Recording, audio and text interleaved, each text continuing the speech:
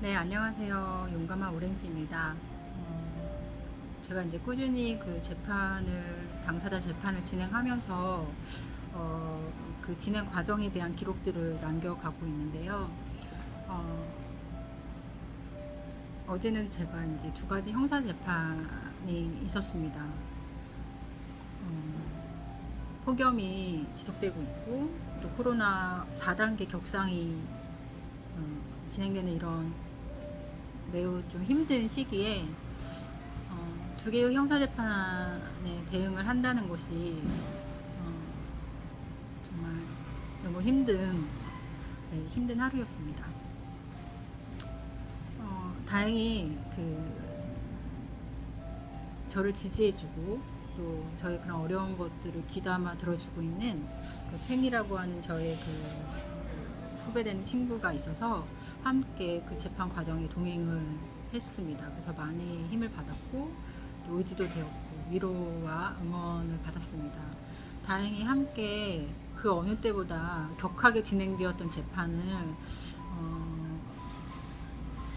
함께 할 수 있어서 서로에게 큰 배움이 되었고, 저 혼자만 그 재판의 과정들을 온전히 느낄 수가 있었는데 그동안은 그랬는데 어제의 재판은 함께 방청한 팽이가 있어서 그 재판 과정에서 제가 느끼는 어떤 분노감 이런 것들을 좀 함께 공감할 수 있어서 전 좋았다고 생각합니다.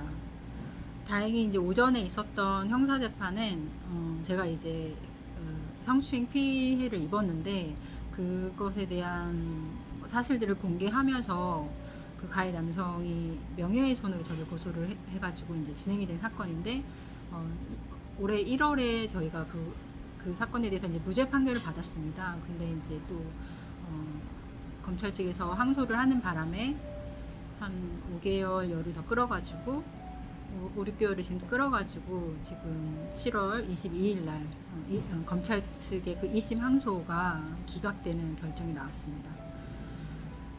저는 이 소식을 여러분들과 함께 공유하고 앞으로 이런 그 피해와 싸워가시는 여성분들에게 도움이 되기를 바랍니다. 우리가 그 2018년도부터 미투 운동을 물결을 지금 지속하고 있고 사회는 아직 잠잠한 것 같지만 여전히 우리 피해자들은 그런 일상적인 성희롱, 성추행, 성폭력 상황 속에 있죠. 그래서 우리가 알지 못하는 숱한 사건들이 지금도 진행되고 있다고 저는 그렇게 알고 있습니다. 피해자의 신분을 그러니까 피해자의 인권을 보호해야 하기 때문에 그 피해자가 그런 의사를 가지고 있다면 우리 사회가 충분히 보호를 하고 또 그런 대응이 있어야겠지만 저는 조금 다른 게요. 저는 제 얼굴을 노출하고 저의 그런 당사자 변론이나 당사자 운동을 소개하는 쪽에 저의 그 활동 목적이 좀 있습니다. 그래서 어쩌면 미투가 이용되거나 활용된다는 그런 느낌이 있을 수도 있지만 그거는 그런 마음을 지닌 분들이 가지고 있는 해석이고 저는 좀 다른 것인데요. 다른 점에서 출발을 했는데요. 더 이상 그 피해자화에 매몰되거나 그러고 싶지 않다는 생각을 했습니다. 저는 제가 이런 피해를 겪기 이전에 제가 공부하고 있었던 공부의 방향이 있었고 제가 그런 것들을 이제 성취해 가야 하는 되게 늦가기 학생이었습니다. 그래서 어떻게 보면 제가 입은 피해는 저에게 하나의 공부 과제이기도 하고 제가 성장하는 데 있어서의 큰 밑거름이라고 저는 생각을 합니다. 그래서 우리 사회가 지금 기대하고 있거나 규정하고 있는 어떤 하나의 피해자는 이래야 한다라는 그런 관념을 저는 좀 깨고 싶고요. 저는 주장을 가지고 있는 사람입니다. 제가 어떤 생각 또 그런 것들이 실현되었으면 하는 어떤 사회복지 정책에 대한 그런 주장을 갖고 있는 사람이에요. 그래서 저는 제가 경험한 어떤 피해 사실들을 피해받아서 고통스럽지만 그 고통을 사회 정책으로 전환하고 싶은 그런 욕구를 가지고 있는 사람입니다. 그래서 이런 활동 기록들을 남기고 또 혹시나 이런 것들이 와 닿는 분들에게는 서로 소통할 수 있는 소통할 수 있는 그런 길이 열리기를 바라서 저는 이 영상을 찍고 또 영상을 공유합니다. 오전에 있었던 그 성추행 사건이, 그러니까 명예훼손이죠. 이제 제가 명예훼손으로 이렇게 2차 가해, 2차 고소를 당했었는데, 이제 1, 2심이 다,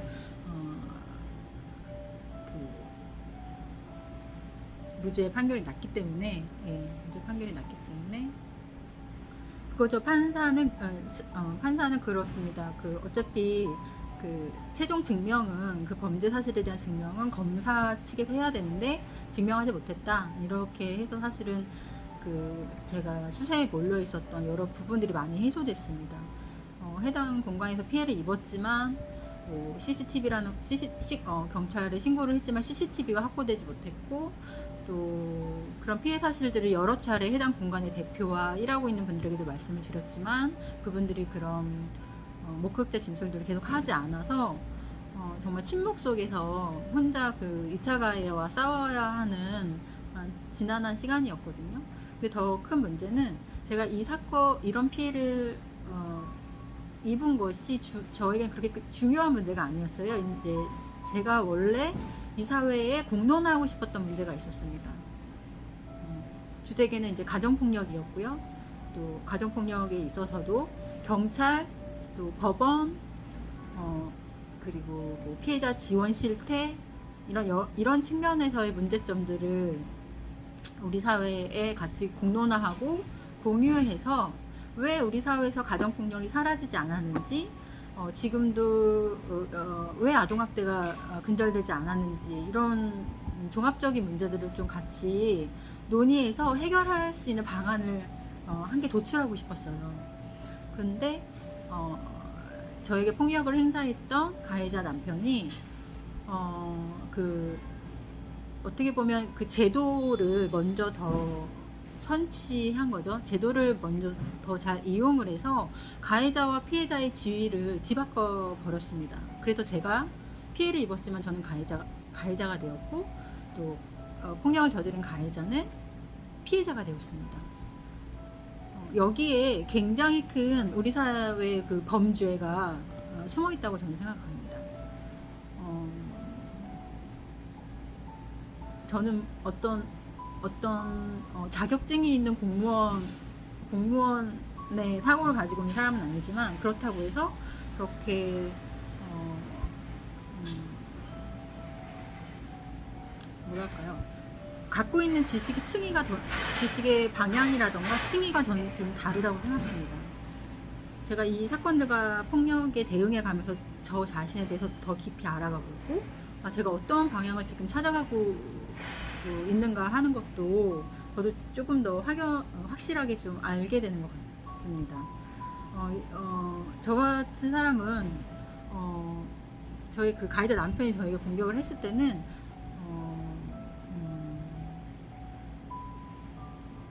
99%가 완벽한데 1%가 부족한 어떤 그런 정신 박야가 같다라는 그런 공격들을 좀 했거든요. 근데 성차별이나 성폭력을 시정하고 성평등 사회를 이룩하기 위한 언어들을 쓰는 사람을 그렇게 정신이상자로 공격하는 것은 저는 그건 정말 바람직하지 않다고 생각해요. 그렇다고 해서 어떤 객관적인 수치가 있는 것도 아니고, 그냥 가해자의 말 하나가 그러한 인권을 훼손하고 한 사람의 삶을 파괴할 정도의 폭력적인 파괴력이 있다는 것을 저는 우리 사회가 좀 알아야 한다고 생각합니다.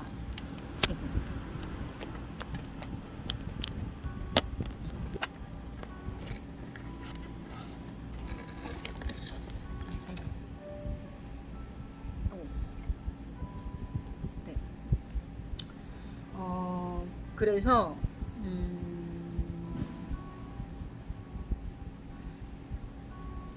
어제는 이제 오후에 교대에서 2차 가해, 그러니까 아동학대에 관한 남편이 저를 고소를 한 거죠. 아동학대로 고소를 했는데 그 사건에 지금 흘러온 길이가 좀 깁니다.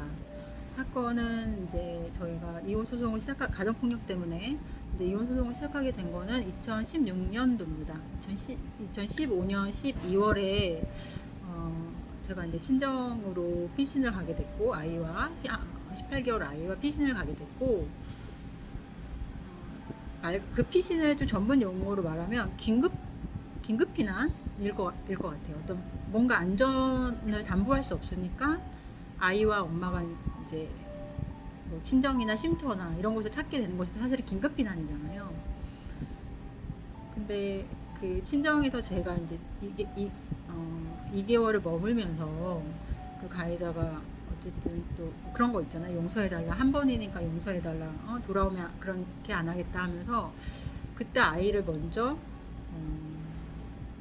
아무런 사전 교섭 없이 아이를 저를 만나러 와서는 이제 아이를 만나러 와서는 아이를 이제 데리고 갔습니다. 그렇게 해서 제가 처음 출산하고 가장 긴 시간 그 아이와의 생이별을 한 거죠. 탯줄이 끊어지지 않았는데 그러니까 엄마와 아이의 정서적 교감이 끊어지지 않는 상태로 그렇게 아이를 한 달 보지 못하는 시간 동안 정말 너무 많이 힘들었고, 그때 제가 뉴스를 이렇게 보면서 노동자들이 사회를 규탄하는 그런 것들을 이렇게 하는 모습을 보면서 나도 내 마음에도 저런 불꽃이 좀 있으면 나도 그런 사회개혁 운동을 좀 하고 싶다라는 생각을 했어요. 근데 그게 아마 지금 저에게는 이런 가정폭력과 관련된 운동이 되는 것 같습니다. 그래서 그때 그렇게 아이를 먼저 데리고 가고 아이를 한 달 만에 다시 만나게 됐는데 그때가 5월이었습니다. 5월 가정의 달이었는데 친정에서 용산으로 온 지 2달 만에 제가 다시 한번 남편한테 새벽에 목이 졸렸습니다. 그러면 이제 거의 같이 생활을 할 수 없겠죠. 근데 저희가 이제 이혼 소송을 진행 중에 있었기 때문에 저는 그때는 사선 변호사가 있어서 변호사 사무실에 연락을 했습니다. 좀 위급한 상황이고 내가 재판에 영향을 미치는 게 아니라면 나는 조금 같이 한 공간에서 생활하는 게 두려우니까 나는 좀 분리를 좀 했으면 좋겠다라고. 그러니까 그때 이미 제가 약간 심리적으로 위험한 상태라는 것을 좀 직감을 했습니다. 한 공간에 있기가. 그런데도 저희가 한 공간에서 그렇게 5개월 이상을 같이 또 생활을 했고요. 그러면 이제 18개월 아이가 5개월을 더 더하면 23개월이 됐겠죠. 여러분들 너무나 잘 아시지만 3세까지 아이의 그 발달은 전 생애에 걸쳐서 가장 중요한 감정적 인간과의 신뢰관계를 형성이 토대가 되는 그런 발달 시기입니다. 저도 사회복지를 공부했기 때문에 당연히 그 3세까지의 어떤 안정적인 유아 발달에 관해서 엄마로서의 책임이 저는 있다고 생각했고, 그래서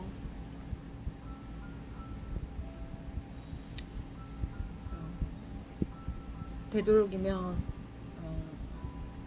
이런 폭력을 피하고 싶었지만 그때가 가장 어떻게 보면 초보 엄마와 아빠 혹은 육아기에 그 직면하고 있는 또 어떤 그 두 사람의 갈등이 굉장히 많이 증폭되는 부부 갈등, 그게 이제 부부 폭력으로 전환될 수 있는 그런 시기라고 저는 생각해요. 근데 저희는 그것이 이제 갈등보다는 물론 갈등이 있었지만 그 갈등을 놓고 대화를 할 수 있는 구조는 아니었고 이제 폭력이 바로 이제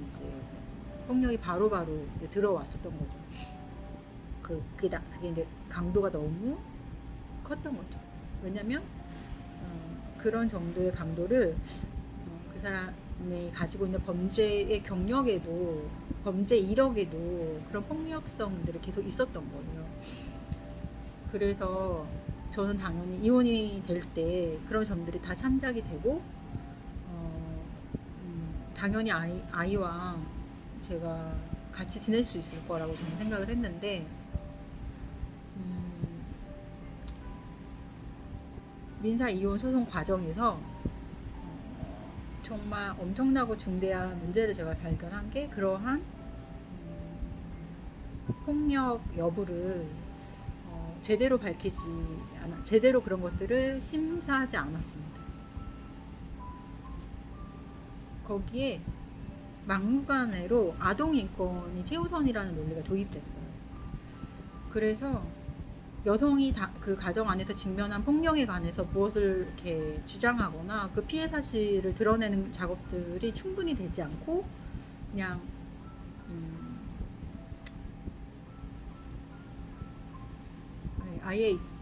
아이의 입장을 고려해야 된다는 것만 법원이 이제 생각을 한 거죠. 그래서 이 가정폭력의 운동이 굉장히 오래됐잖아요. 그리고 이것이 어떻게 보면 페미니즘, 그 68 이후의 제2 페미니즘의 물결이기도 했고요. 가정 안의 여성들이 그 무임금 가사 노동과 남편의 폭력을 고발했던 것들이 개인적인 것이 정치적인 것이다라는 구호로 나왔고, 그것이 우리가 기억하고 있는 제2 페미니즘의 운동이었다고 생각하는데, 그것이 지금 우리 한국 사회에 지금 어떻게 진행되고 있는가. 그러면 저는 그 버전이 우리 2017년 18년도에 뭐 소설 82년 김지영이라던가 또 뭐 정치 않는 엄마들의 그 비영리 단체의 탄생이라던가 이런 것들이, 그런 것들을 더 많이 고양시켰다고 생각하는데, 저는 제가 정치 않는 엄마들의 그때 이제 일원이었지만, 정치 않는 엄마들의 일원으로 좀 있으면서도 제가 조금 이분들이 지향하는 포지션이 조금 다르구나라는 걸 그때도 좀 느꼈습니다만, 지금 제가 이 운동을 진행하고 함께 그 가족폭력 운동을 정치하는 엄마들과 뭔가 이렇게 해 나가기가 쉽지가 않습니다. 그래서 저는 이제 독립을 해서 지금 이제 가정폭력 당사자 네트워크 시작이라고 하는 지금 단체를 꾸리게 된 거고, 가정폭력이라고 하는 문제를 그냥 피해 상담, 피해 입은 정신력으로 이렇게 매도하는 그런 식의 2차 가해가 너무, 이런 단체 내에서 이런 사회적 모성, 성평등한 사회를 지향한다라고 하는 그런 정관을 가지고 있는 단체 내 대표조차도, 또 동년배죠. 80년 전후에 이런 동년배들이 이 82년 소설 김지영을 놓고 그 소설을 놓고 우리의 지금 삶의 문제를 성평등 운동으로 개진해 나감에 있어서 조금 모욕감을 제가 느껴야 될 때가 제가 좀 많이 있습니다. 그럴 때마다 아직 페미니즘에 대한 그 이해, 혹은 또 가정폭력에 대한 정확한 그것이 지니고 있는 함의를 잘 몰라서 그렇구나라고 저도, 아니면 혹은 뭐 저의 태도, 뭐 말하기의 태도, 그런 것들이 작용했겠구나 하고 반성을 하기는 하는데, 좀 아쉬운 점들이 많이 있죠. 왜냐하면 아동인권을 최우선으로 저는 논하기 이전에 저희도 그런 아동이었고, 그런 아동기를 거쳐서 지금의 또 이런 사회 구조에 편입되어 있는 여성의 삶, 또 엄마의 삶을 살고 있잖아요. 그러니까 사실은 이 가정 안의 여성들이 직면하고 있는 그 피해 문제들이 더 잘 우리 사회의 공론화가 되고, 또 단지 그냥 가정폭력 피해자를 향한 피해 보호, 이런 식의 제도에 이렇게 국한되는 게 아니라, 이 문제가 우리 사회의 성불평등한 노동과 돌봄, 이런 사회 구조적인 노동 돌봄의 구조와 맞닿아 있는 그 큰 거시 구조의 이야기다라는 걸 저는 좀 알았으면 좋겠는데, 여기서 이런 피해 입은 당사자의 말하기가 참 지위가 없더라고요. 위치가 없고 가치가 없고, 오히려 제가 그 남편에게 공격받았던 그 내용들, 뭐 정신 이상자라던가 아니면은 이제 아동을 학대했다라던가, 그 가해자의 폭력이 고스란히 저의 사회적 지위나 그 지위가 돼버리더라고요. 그래서 오히려 그것은 나의 피해이기 때문에, 내가 입은 피해이기 때문에, 피해받은 사실이기 때문에 오히려 보호를 받아야 될 내용인데, 저는 제가 이렇게 지금 사회활동을 하면서 그런 그런 모욕감을 계속 받습니다. 같은 여성 운동장에 나와 있지만, 그래서 어떻게 하면 이 문제를 심연위로 끌어올리고, 아까 서두에 말한 대로 가정폭력을 그냥 단순히 피해로, 부부싸움으로, 그런 이런 시각으로 보지 않고, 아주 거시적인 우리 사회의 성평등, 노동정책, 돌봄정책. 근데 이거 그냥 노동정책, 돌봄정책으로 따로 얘기하는 게 아니라, 노동과 돌봄이라고 하는 이렇게 하이픈, 이렇게 연결되는 하나의 그 성평등 사회 모델로서 저는 이 가정폭력의 문제를 논의해야 된다고 생각합니다. 그럴 때라야만이 이런 아동학대가 사라지는 문제, 어떻게 하면 우리 사회가 아동학대를 예방할 수 있는가, 그 출구를 저는 찾을 수 있다고 생각해요.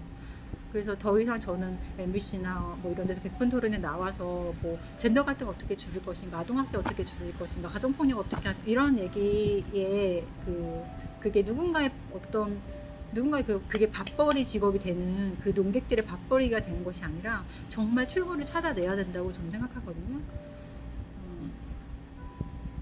그런 점에서 저는 이제 제가 남편에게 그 폭력을 입은, 그래서 남편을 고발하는 내용, 그거 또 그 상부에 또 경찰 수사가 좀 잘못되고 있다라는 얘기. 근데 이 경찰 수사를 드러내기 위해서 제가 그동안 국가권익위원회라던가 인권위원회, 권익위원회, 뭐 수많은 이렇게 단체들을 전전하면서 이런 것들을 계속 호소해 왔는데, 결국 이 문제를 제대로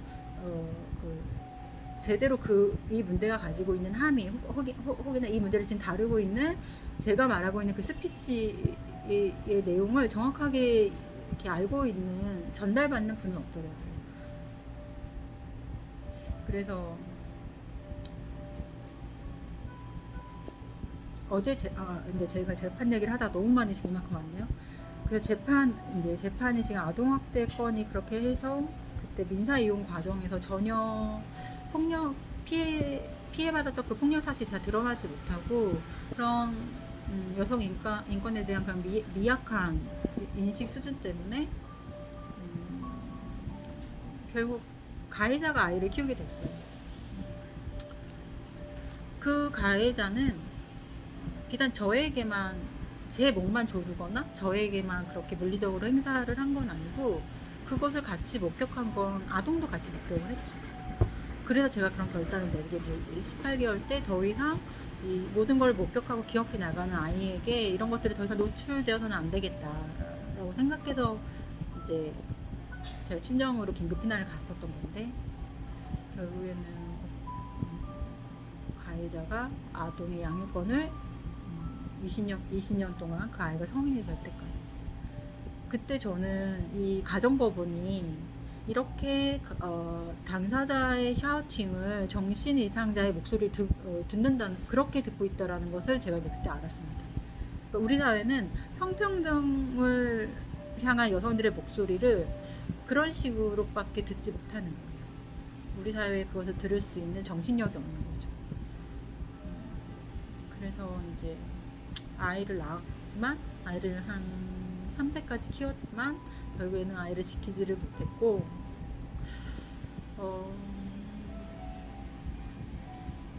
그래서 저는 더욱더 사회 구조, 이런 이제 미투 운동의 발발이라던가 그 미투 운동의 흐름 속에서 더 저는 굉장히 그 고양이 됐었던 상태였습니다.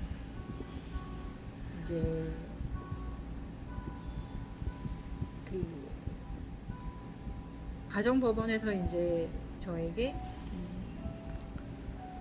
음, 아동학대 처분을 내렸었고, 근데 제가 이제 아동학대 보호관찰 처분에 응하지 않아서 1년 동안 독촉이 진행됐었고, 그런데 제가 이제 아동을 학대한 적이 없어서 나는 이 처분에 응할 수 없다라고 계속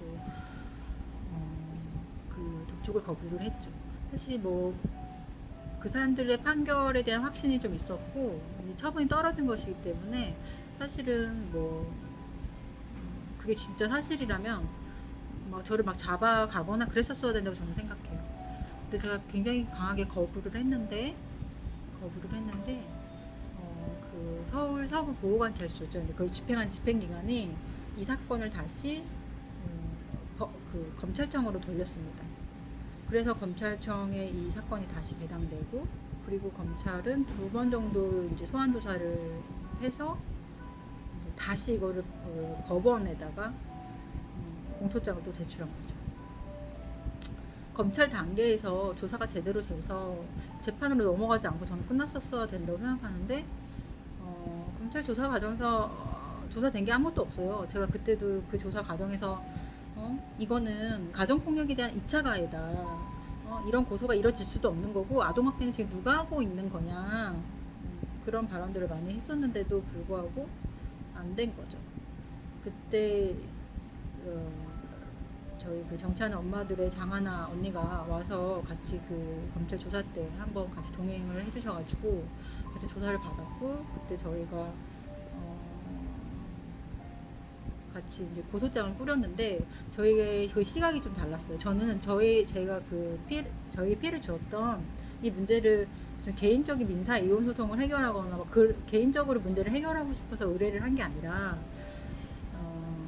가정폭력이 우리 사회에서 사라지지 않고 근절되지 않았던 수많은 이유에는, 또 피해자들의 피해가 이렇게 보호되지 못하고 더 증폭됐던 이유는 경찰 신고 이후에 경찰들이 그 신고를 제대로 처리하지 않아서였거든요. 그래서 신고율도 매우 적었고, 지금 거의 신고율이 1%밖에 되지 않습니다. 그러니까 마치 우리 사회는 가정폭력 피해가 없는 것처럼, 그런 문제가 이제 다 사라진 것처럼 자꾸 그렇게 얘기를 하지만, 여성들이 아무리 신고해도 안 되니까 신고를 안 하는 쪽으로 선택을 하는 거고, 이제 신고를 한 여성들은 1%인데 그 1%의 사건 중에 처리되는 사건도 1%밖에 없어요. 99%는 다 풀려나거나 뭐 상담, 뭐 이런 식으로 아무 해결점 없이 그 가해자들이 다시 신고 이후에도 가정으로 돌아온다는 거죠.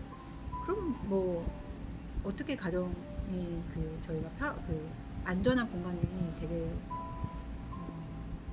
되겠습니까? 그렇게 해서는 안 될 것이고. 그래서 아무튼 검찰 조사 이후에도 그렇게 됐었고, 그래서 법원에 넘어가서 재판이 또 한 1년, 작년 2020년 내내 진행이 됐습니다. 저희가 2020년에 제가 이제 가정폭력을 말해요라는 책을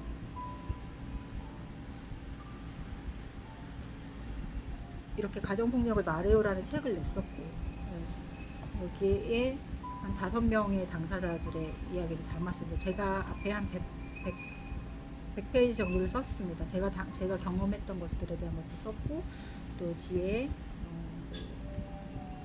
쉼터에서 생활하셨던 분들이 각자 자기의 목소리를 조금 여기다 실었습니다. 이 가정들이 너무 이렇게 어렵게 진행되기를 저는 바라지 않아서, 혹시 제가 이렇게 해서 글을 쓰게 됐는데 같이 혹시 사례를 써서 사회에 조금 공유를 하겠습니까 해가지고 흔쾌히 응한 당사자들의 글 5편을 모아서 이렇게 진행을 했었던 거예요. 편집을 제가 이렇게 처음으로 했던 편집이라 편집이 너무 어설프게 나왔고, 이 편집이 나오는 과정에서 저는 이제 처음으로 이렇게 충무로에 오게 됐습니다. 충무로에 와서 이렇게 충무로 인쇄산업들을 만나게 됐습니다. 이 인쇄산업 책을 오랫동안 읽어왔지만, 이런 책이 제작되는 과정들을 이렇게 직접 눈으로 보고 그 제작 과정에 제가 이제 그렇게 흥미를 느끼게 된 건 처음이에요. 그래서 이렇게 책을 만들거나 책을 출판하는 일은 크게 돈이 이제 등록을 하거나 이런 절차들이 그렇게 까다롭지 않고 이렇게 돈이 많이 드는 작업이라고 생각하지만 또 그렇게 돈이 많이 드는 사업도 아니거든요.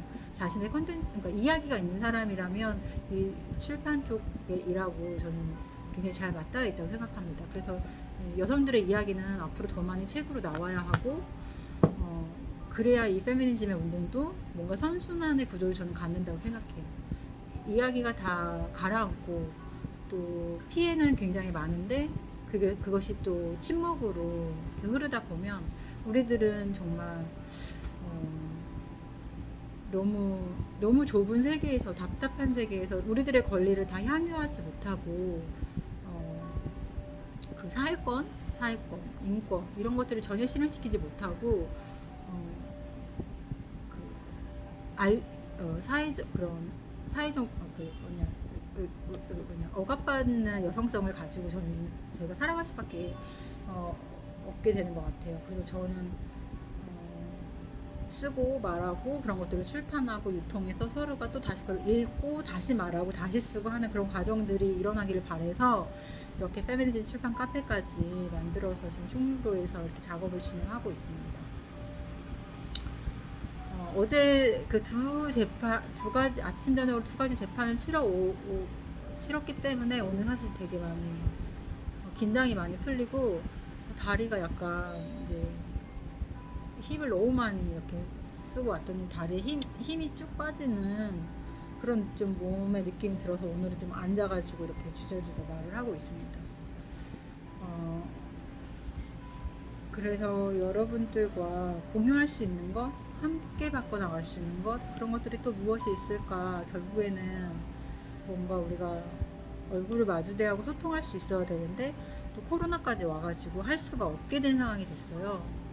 그러면 또 이 위기를 우린 또 어떻게 기회로 만들어야 하나. 그래서 또 어쩔 수 없이 이렇게 유튜브를 또 하게 되는 것이고, 제가 봤을 때는 이것은 아마 어떤 시대적인 변화인 것도 같고요, 시대적인 어떤 기회인 것도 같고요. 그래서 함께 이런 어떤 그 유튜브 매체를 통해서 우리가 함께 말하기를 시도하는 것도 이 시대에 필요하겠다라는 생각이 듭니다. 여기까지 말했는데도 32분이네요.